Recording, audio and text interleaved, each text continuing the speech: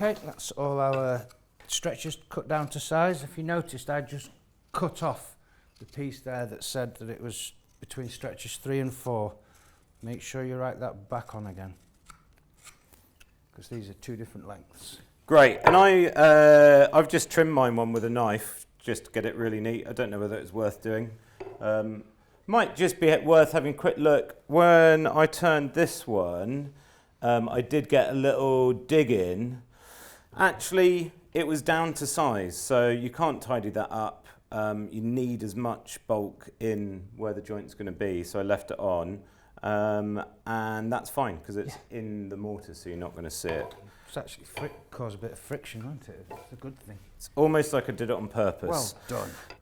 Okay, so we've had a look at putting our stretchers in. Yep. I think one of the things that'd be really interesting to show people, actually, if you look really closely here, where this one has gone in, you can see where it's compressed, and that's the push fit, right? Yep. So you want it to be a tight fit so that when you're pushing it in, these fibres are getting compressed. That compression is going to happen at some point anyway, and it's better to just happen because it's slightly oversized. Yeah. Rather than happening from use and it shrinking, and then it becomes undersized. a wobble, yeah.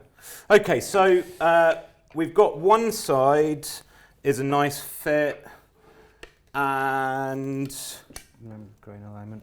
right. Okay, so yeah, if you talk us through that, I can just tap these in, and they should just hold on the tapers. Yeah. Okay, so it's important that the grain is aligned correctly. Yes. So why is that? That is for if any movement happens in this chair leg, you don't want it to open in a way that will split. Great. Okay, so essentially wood reaches equilibrium with its environment. So if it's bone dry and then goes into a wet environment, it's going to absorb water and expand. Yes. That happens naturally with the seasons anyway. So which way round does it want to be? It's probably best if you come and have a close look, and then you can actually see the grain on the wood. So we want our stretcher orientated this way round. Yep. So we've basically got the growth rings running horizontally this way. So, and that's because the tenon orientated this way is most likely to expand up and down. So it'll get bigger in this direction and not in this direction. If it got bigger in this direction, it could just ping, split the leg open and send splits down the leg. Whereas we want it, if it does get bigger, to expand up and down, and that would be forcing along the fibres where the wood's very strong and there's no chance of splitting it.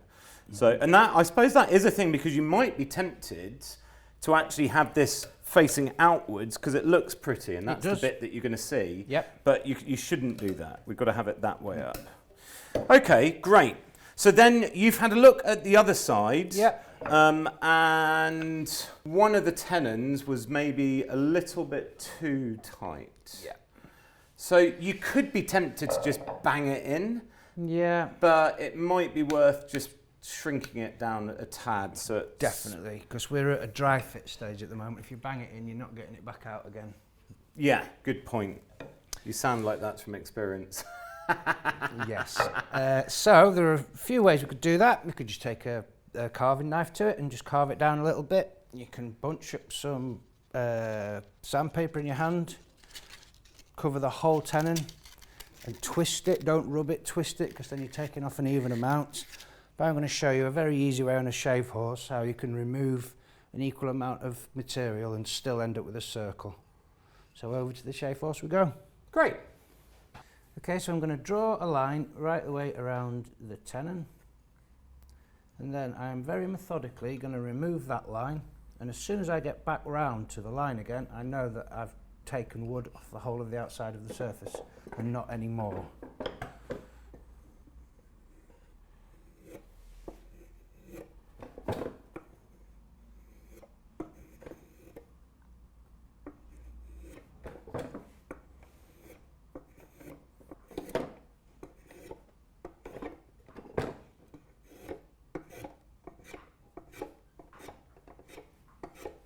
Okay, so I've removed the line, so I know that I've taken an equal amount of material away.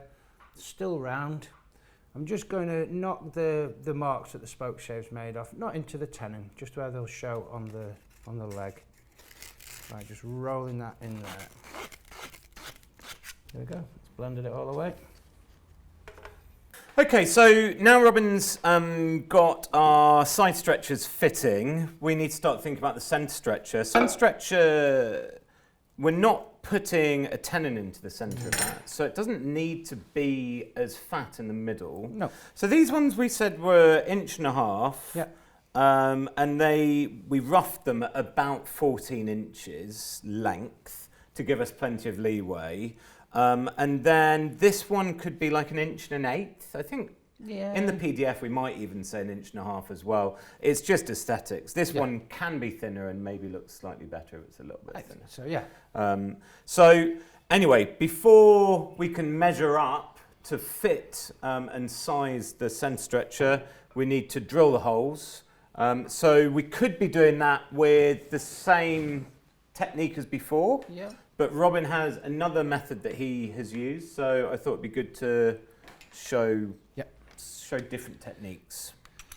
This is slightly easier. Normally, and this is a lovely sized drill, you can't always get your drill and your drill bit in to do what we're doing this way. So that's a special short drill bit.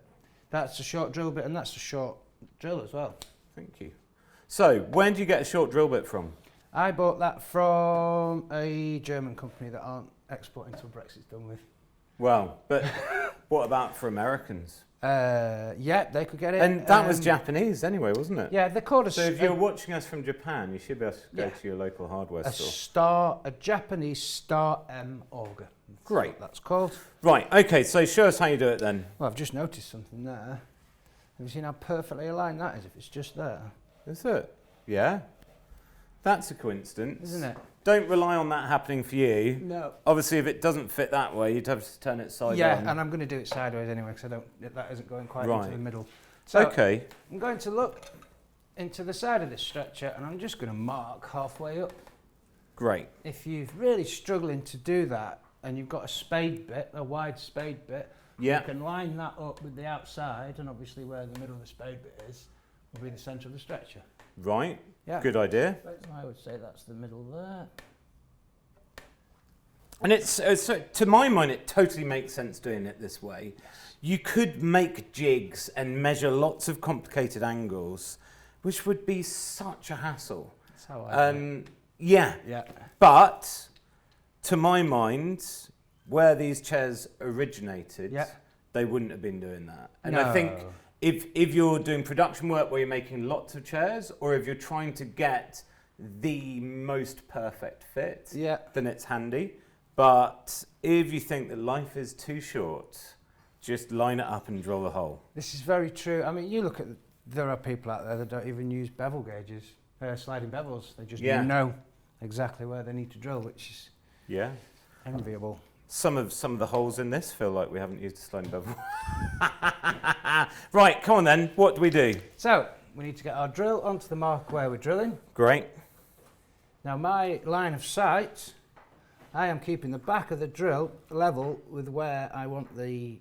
And these electric drills will have a centre line on them, right? So that mark there is specifically lined up so that you can do that kind of thing. And there's one that way as well. Yeah, perfect. That dot there is the middle. Genius. And you could, if you've got someone handy, you could even just have someone sighting. So if I crouch down low, then I can be telling Robin whether he needs to lift or lower. Yeah.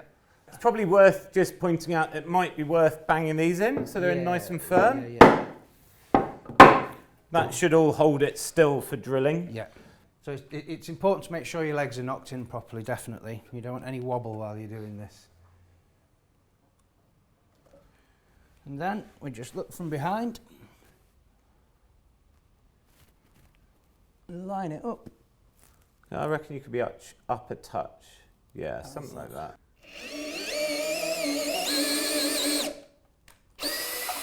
And that's gone in 1 inch. Yeah.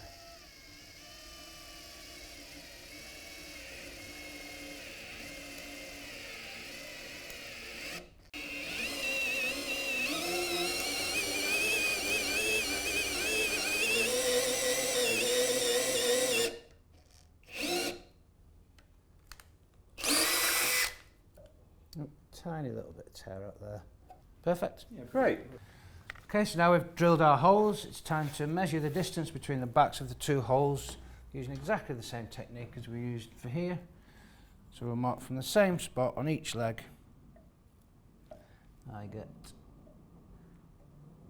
So one of the things that I find really helps with this is lining your eye directly above where you're measuring. So you line up this side with your eyes directly above it. Yeah. And then you move along and then sight down that way. Yeah, 'cause you can change that measurement by moving your head around. You're absolutely right. Which I think to 90% of people is really obvious. Yeah. But for those of you in the 10%, there you go, top tip.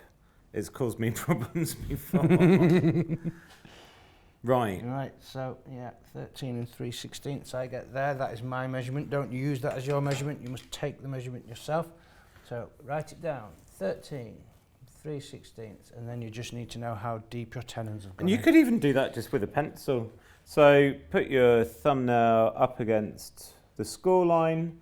Could of course use a fancy device, or you could use like the end of a vernier gauge or something like that. There's lots of different ways of doing it, but that'll do, won't it? Yep. So is that an inch?